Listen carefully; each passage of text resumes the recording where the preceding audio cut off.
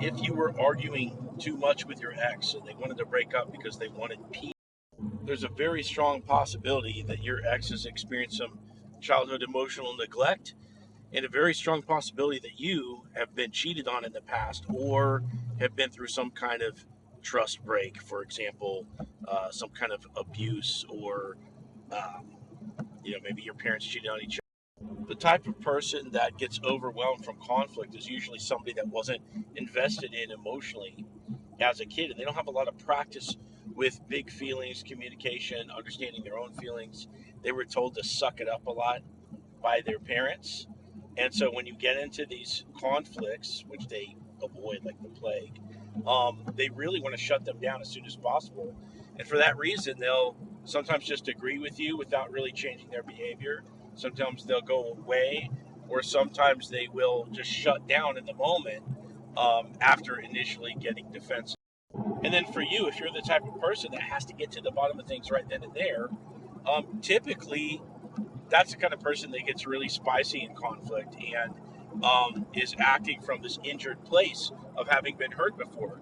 Your subconscious mind says to you that people that are close to you can hurt you. And for that reason, it's not safe to temporarily table the discussion. You want to get to the bottom of things right then and there.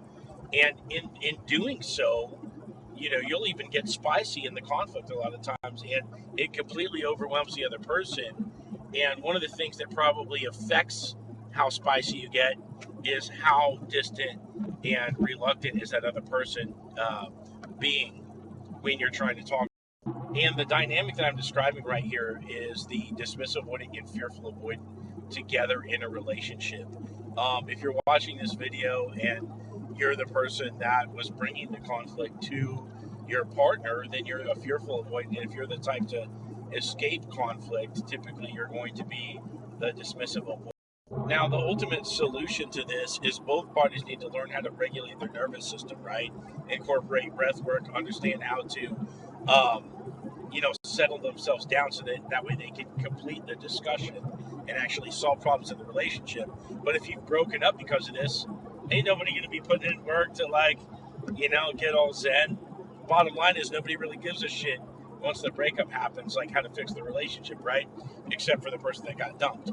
And what you have to do is re-attract your ex, and then once you have them in a place of high attraction, in other words, excitement about getting back together, you can then influence them to start working on this problem. Now, if you want my help getting your ex back, click on my profile, click this link, set up a call with me, tell me your story, and I'll give you a step-by-step plan to get your ex back.